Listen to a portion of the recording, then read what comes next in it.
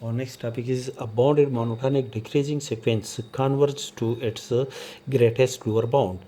Suppose the sequence A and be a bounded monotonic decreasing sequence, then by definition the first term A1 is greater than or equal to the second term A2 and the second term A2 is greater than or equal to the third term A3 of the above sequence, and so on for n belong to the natural number. Since the sequence An is a bounded sequence, therefore, the set A contain the elements A1, A2, A3 up to so on An, which are the elements of the sequence An is a bounded set.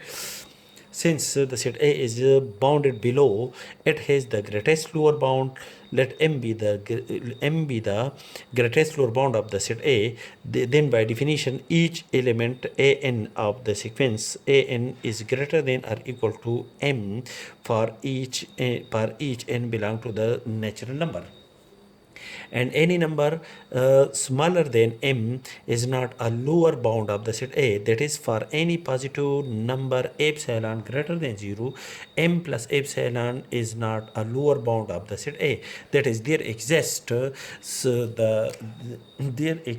is a1, a2 up to so on, a3 up to so on. These are, and m is the element m is the minimum element of this set A, and when we add epsilon to the element m, then this element will be greater than at least one element of the set A.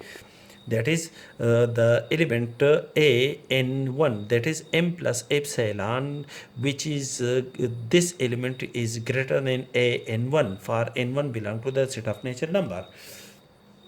Since the sequence An is a monotonic decreasing sequence, therefore the element m plus epsilon is greater than an1, or an1 subscript n1 is less than m plus epsilon and is greater than or equal to m, because m is the least upper bound, is the greatest lower bound of the set A, because m is the greatest lower bound of the set A. Therefore an1, these are the elements of the set A.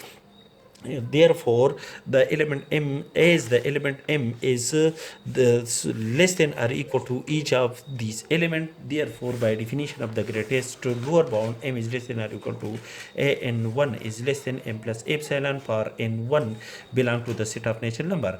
Or the element m minus epsilon is strictly less than m and is less than or equal to an and is strictly less than m plus epsilon for n is greater than or equal to n1, and n1 is an element of the natural number. That is, an is greater than m minus epsilon and is less than m plus epsilon. Subtract m. In this inequality, we have minus epsilon is less than an minus m and is less than epsilon for n is greater than or equal to n1.